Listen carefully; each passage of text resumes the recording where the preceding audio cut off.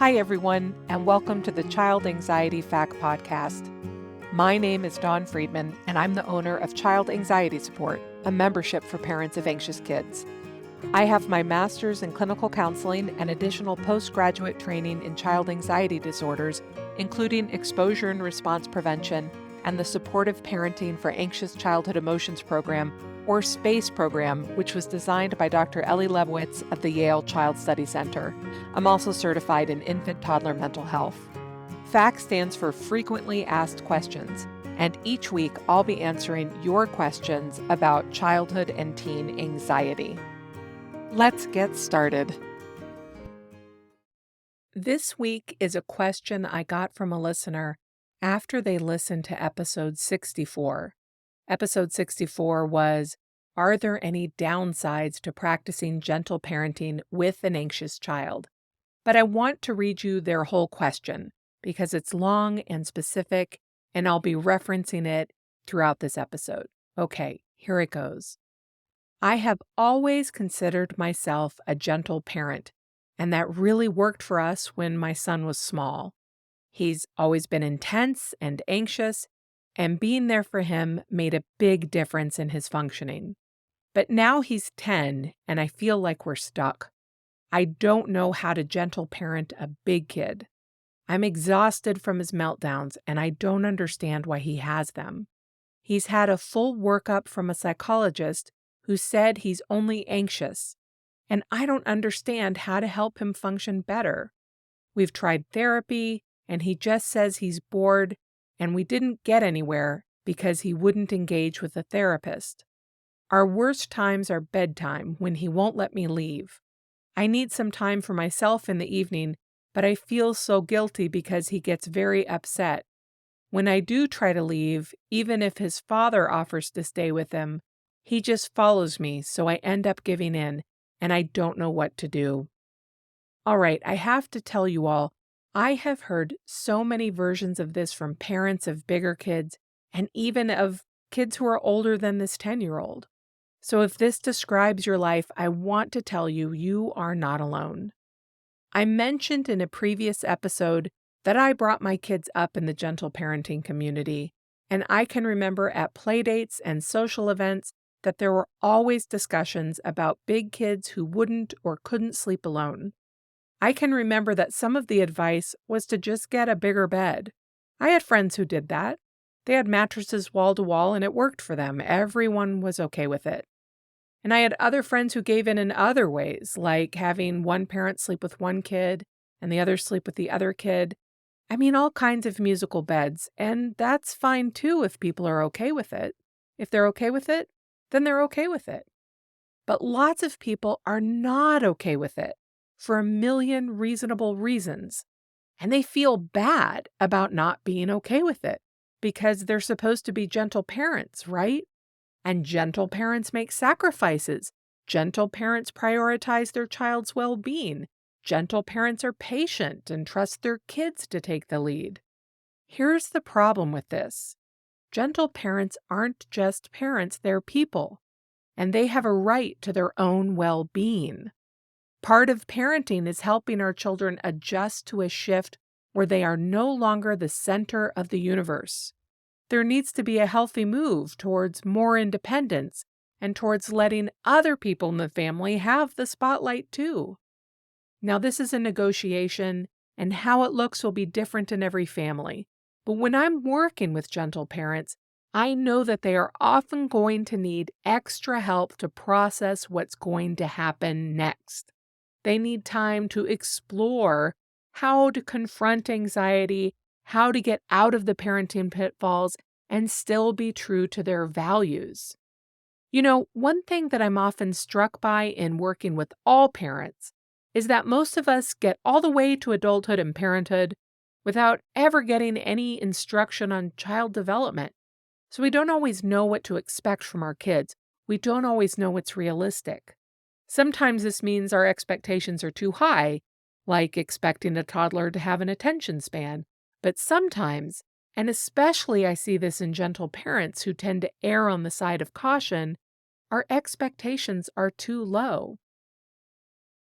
It's reasonable to expect a 10-year-old to be able to fall asleep alone.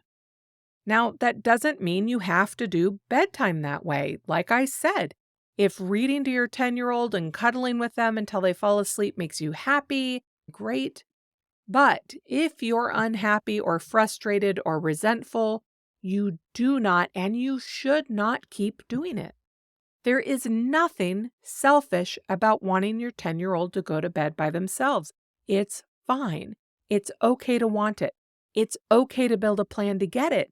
And in fact, I'd say that if there are these problems at bedtime where you are wanting it and you're pushing for it and your child is having meltdowns, there are likely other anxiety problems in other places.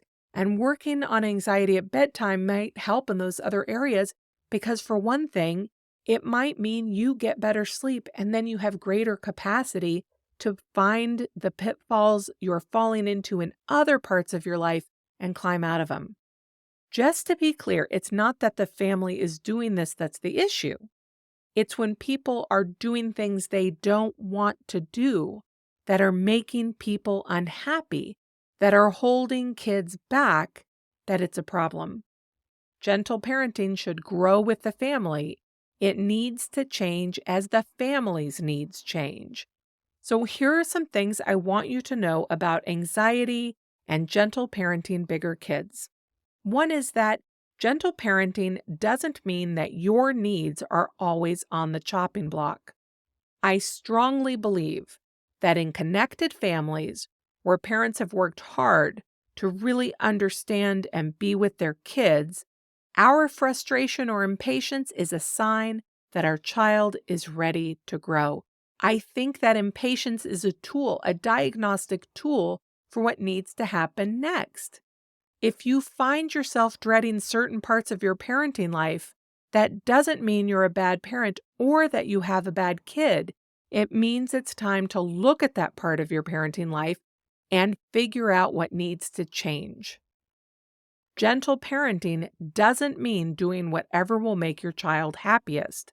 Happiest is not always healthiest, and short-term happiness doesn't always lead to long-term growth and contentment. We do not need to treat our kids like they're made of spun glass. Our children need to know that we see them as resilient and strong and brave and capable. And that means that sometimes we're going to be pushy. We're going to expect them to stretch. Some children need that pressure, gentle pressure, to move to the next stage. If you have a child who's always been dragging their feet, that kind of kid, you can expect them to continue to be this way. And you may need to help them along more than is really comfortable for you. Gentle parenting lends a different context to decisions. This is such an important one. When I talk to gentle parents about getting out of the parenting pitfalls and we decide on a course of action, like expecting the child to lay down alone at night, the parents often start to remember their own feelings of being abandoned, and they become understandably fearful that they are asking too much of their kid. But I ask them to remember that they are parenting from a different place of understanding, love, and support. They're not walking away from their child. There's a plan. There's preparation. The child is informed and supported. There is a whole cohesive process based on the research and then personalized for that child and that family. And that makes all the difference. Now, my guess is, and I don't know because they didn't share more than what I read to you, that this family has tried stepping out of the pitfalls and their child has pulled them back in because they've said, whenever I try to ask him to sleep by himself, he just follows me around. Well, that means that parent's going to have to be a little pushier, a little more firm, is going to have clearer boundaries, and their child is not going to like it. Things are probably going to get a little worse until they get better. But their child is capable. They just don't know they're capable.